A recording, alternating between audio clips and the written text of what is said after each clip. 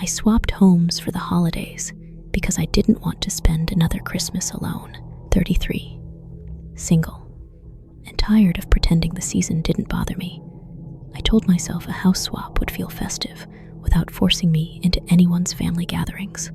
The listing I chose showed a warm brick cottage with lights strung across the roofline and a golden Christmas tree glowing through the windows. The Harper family wrote only a short message. "We'd love to swap. Everything is ready for you. Enjoy the season." Something about their brevity struck me as odd, but I ignored it. I was desperate for warmth, for anything that felt like it belonged to someone who loved the holidays more than I ever managed to. The house looked even prettier in person. A real pine wreath hung on the door, smelling sweet and sharp. Inside, candles flickered in sconces. The tree glittered with white gold ornaments, and the whole place felt like I'd stepped into a magazine spread. For a few seconds, I simply breathed it in. Peace, comfort, a life I wished I had. Then I noticed the photos. Dozens of them lined the walls and shelves. Family portraits, Christmas mornings, a little girl on a tricycle, 2 kids in Halloween costumes, a couple hugging at the beach. But every single picture had the faces clawed out, not pen marks, not blurred, torn, violently shredded. Some gouges were deep enough to cut into the frame backing. A knot tightened in my stomach. Maybe the previous guests had vandalized the photos. Maybe the family hadn't had time to replace them. I tried to rationalize it, but the damage looked old, fragile edges, yellowed cuts, like someone had done this a long time ago. As evening fell, I tried to ignore the unease. I drank cocoa in their oversized armchair and listened to soft Christmas music. But sometime after 10, I heard something upstairs, a tap, then a rolling sound, like plastic wheels on hardwood. I muted the music and held my breath. A small toy car rolled into view at the top of the staircase. It paused, turned slightly, as if guided by an invisible hand, then began descending the steps, bumping lightly from one to the next.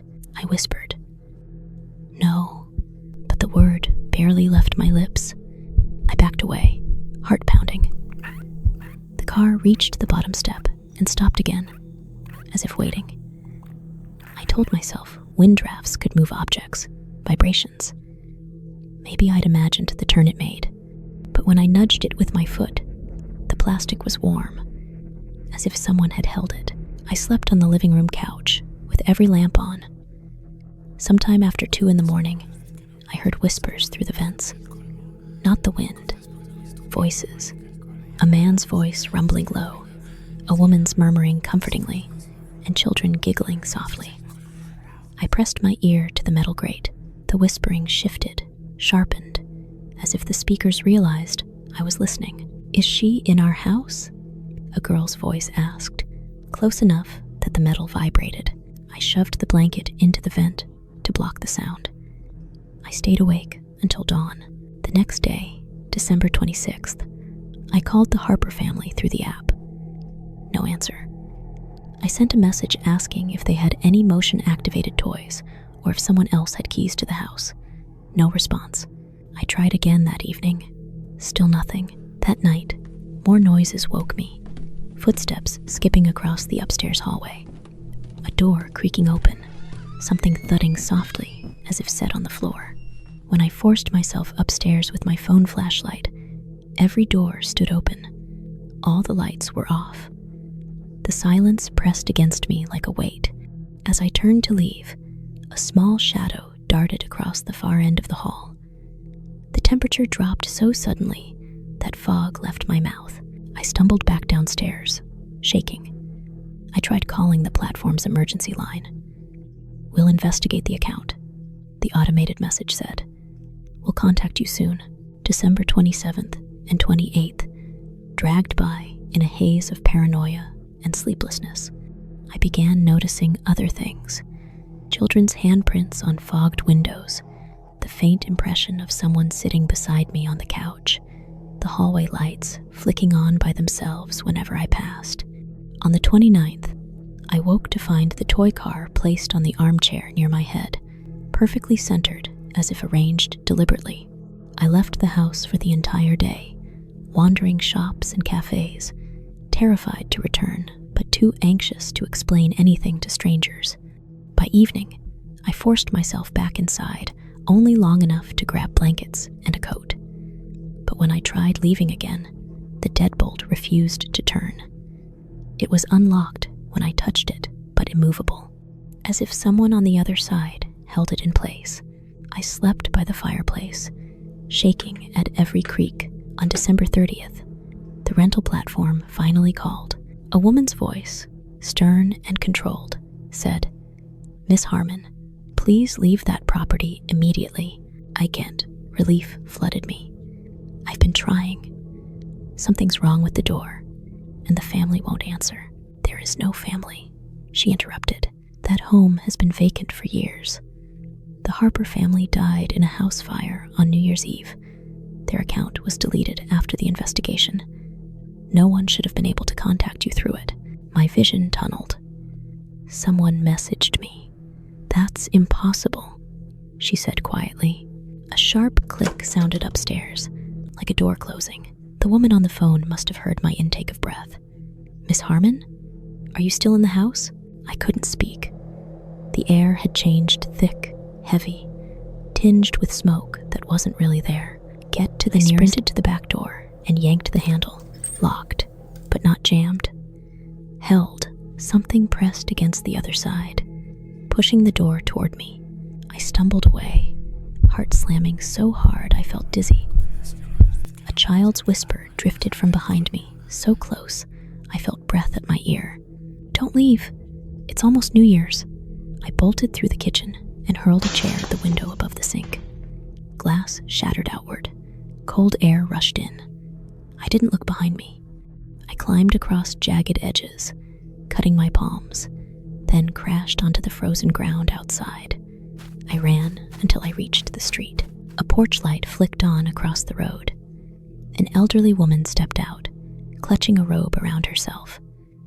"Honey, are you all right?" she called. I could barely form words. The house, the family, someone was inside. She stared past me, toward the cottage glowing with warm lights and shimmering decorations, looking exactly as cozy and lived in as when I arrived. "You stayed there?" she whispered. I nodded. She walked closer, voice trembling.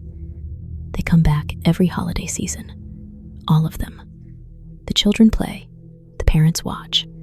They think it's still their home, and they don't like strangers inside." My knees nearly buckled. "I didn't know. No one ever does," she murmured. "They look for someone every year. Someone to fill the house. Someone to stay for New Year's." I swallowed, throat burning. "Why New Year's?" She hesitated. "It's the night they died." Behind me, the cottage lights flicked off all at once, then on again, then off, like someone searching the rooms with a flashlight. I ran. I didn't look back. I never spent another holiday alone again, not because I found warmth elsewhere, but because I can't bear the silence of an empty house anymore. When Christmas comes, I keep every light on. I sleep with a suitcase packed. I avoid streets with names like Winterberry Lane, and every December 30th, around the same time, the platform called me. That night, I receive a notification from an account that should not exist. "We'd love to swap again. Everything is ready for you. Come back for New Year's."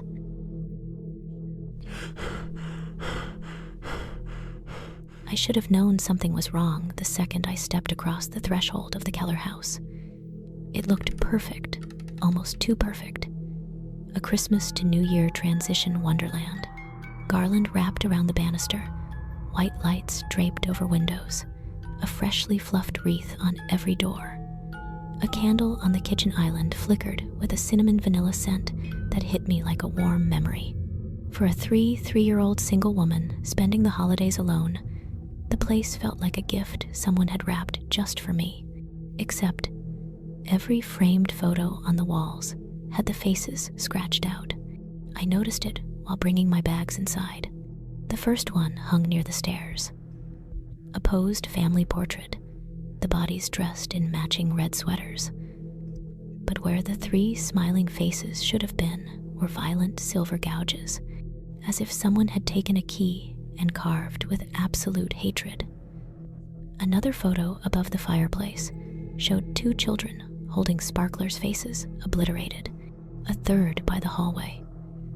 The parents dancing at what looked like a summer wedding heads wiped away so viciously the glass was spider-cracked. I tried to laugh it off. Weird decorating choice, I muttered to myself. But then, in the bedroom where I dropped my luggage, the closet door creaked open by itself. Inside, clothes, children's sweaters, a man's coat, a woman's thick winter dress hung in neat rows. They should have been still. They weren't. They swayed gently, rhythmically, as if each garment held its own slow, quiet breath. The house was sealed from drafts. There was no breeze, yet the sleeves lifted and lowered, brushing each other like restless hands. I shut the closet and walked away, only to hear a muffled thump a moment later. When I cracked the door again, a navy peacoat had slid itself off its hanger and lay sprawled on the floor, as if someone had shrugged out of it seconds earlier. My chest tightened, but I tried to stay rational. Old houses creak, right? Hinges shift, wooden beams expand. I repeated that to myself as I made tea and tried messaging the family I'd swapped homes with. "Hi," arrived safely. "Everything looks beautiful. Thanks again." No response. That night, December 27th, the humming began. Soft, lilting, almost like a lullaby sung behind a closed door. I checked every room, the master bedroom, the kids' rooms, even the attic stairs, but the sound always drifted just out of reach, as if moving away before I got near. The humming wasn't the only thing. Sometimes drawers eased open an inch, cabinets clicked shut on their own, shadows crossed behind doors I knew were closed. My phone caught motion in the hallway when no one was there. On December 28th, the toys moved. A wooden train I found neatly placed on a shelf rolled across the floor by itself. A plush bear in the corner of a child's room tipped forward, landing on its paws like it had woken up. At nearly midnight, I heard the rapid clicking of toy blocks stacking. Though the room was empty when I entered, I messaged the Kellers again. "Is someone supposed to be checking in on the house? Not sure if maybe there are mechanical decorations? Please respond." Again, nothing. By December 29th, the motion lights outside began flicking on. I stared out through frost-touched windows, watching the snow-covered yard. No footsteps, no animals, no shadows, just the lights, flashing on, off, on again, as if someone were circling the house.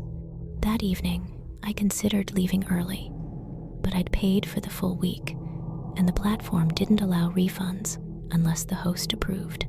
And besides, part of me feared it would seem ridiculous to flee because of what? Drafty closets? Noisy toys? My loneliness? The holidays always made me overly sensitive. Then came December 30th. My phone rang just after the sun set. The rental platform. A nervous voice asked me to confirm the address, then asked again, then asked when I'd arrived. "Why?" I said. There was a long pause. "Ma'am, that property has been vacant for years. The Keller family is deceased. I don't remember hanging up." My ears filled with a rising hiss, like pressure building inside the walls. Then the humming returned louder, clearer, layered with voices not entirely human. Closets slammed open. Clothes shook violently, twisting in grotesque shapes. Fabric contorting, like grasping hands desperate for warmth. Coats slid off hooks, one after another, thudding to the floor as if invisible bodies were stepping out of them. Drawers flew open. The house trembled. "Get out. Something whispered through the vents. Not one voice, many. I bolted down the hallway, but shadows paced beside me, lengthening and shrinking as if racing to get ahead. A childlike giggle drifted over my shoulder. Toy blocks clattered down the stairs like tiny feet chasing me. The nearest door was the kitchen, but the moment I reached it, the pantry burst open. Scarves and gloves spilled out, writhing like living things, curling toward me with stretching fingers. I backed away, heart pounding so hard I tasted metal. The living room lights flickered. Ornaments rattled on the tree. Every scratched-out family photo on the walls shook, frames clattering like teeth. You shouldn't be here. The voice came from everywhere. Ceilings, floor, vents, walls. I sprinted toward the front door, but as I reached for the handle, the deadbolt slammed shut with a force that rattled the window panes. Another lock clicked, then another. Something wanted me trapped. I grabbed the nearest object, a snow globe, and hurled it at the side window. It bounced off harmlessly, leaving not even a crack. The humming rose in pitch until it sounded like screaming buried beneath honey. I stumbled backward. My breath froze in the air. Every closet in the hallway flung open at once. Coats, shirts, dresses, all twisting, reaching, pulling themselves free. A dozen empty outfits rising like puppets with invisible strings, drifting toward me in jerking, unnatural movements. I did the only thing I could think of. I threw myself through the largest window shoulder first. The glass exploded around me. I crashed into the snow outside, rolling down the icy slope of the front yard. My arm burned from the cuts, but the cold numbed it quickly. Behind me, the entire house shook. Curtains thrashed against the windows. The front door hammered inward from the force of something pounding behind it. The Christmas lights flickered wildly, as if the whole property were short-circuiting with rage. I didn't stop running until I reached the road, lungs burning, legs trembling, heart hammering against my ribs like it wanted to escape. Snow crunched under my feet, each step loud in the freezing, empty night. Then I saw her a neighbor, an old woman wrapped in a heavy coat, her boots sinking into the snow as she hurried toward me. Her eyes were sharp despite the wrinkles, and her hands reached for mine with surprising strength. "You poor thing," she whispered, pulling me up. "You shouldn't have gone inside. Why didn't anyone tell me?" I gasped, shivering. The train platform said the Kellers died. Her expression darkened. Her eyes, pale and sharp, seemed to pierce through the swirling snow. "They did," she said softly, almost mournfully. 20 years ago, right after New Year's, I glanced back at the house behind us. The old Victorian mansion groaned, as if acknowledging our presence. Its windows flickered like furious, unseen eyes, casting jagged shadows across the snow. The wind howled through the broken shutters, carrying a smell of smoke and something decayed. "They come back," the woman continued, her voice trembling just slightly. "Every holiday season, and they don't like strangers inside." I stared at the house, a cold, icy dread crawling up my spine. I could feel it watching, moving, shifting within its walls. And then I understood. Every creak, every whisper, every flicker of light. I had never been alone in there, not for a single second. The realization hit me like ice water. I had walked through a house full of memories, full of echoes, full of something that shouldn't exist. And now, even out here in the snow, I could feel it lingering, just beyond the tree line, waiting, patient, and furious that I had survived. I would never forget that house. I would never be alone again. If this story unsettled you, make sure to subscribe for more true-style horror and check out hushedstories.com for tales you should never listen to alone.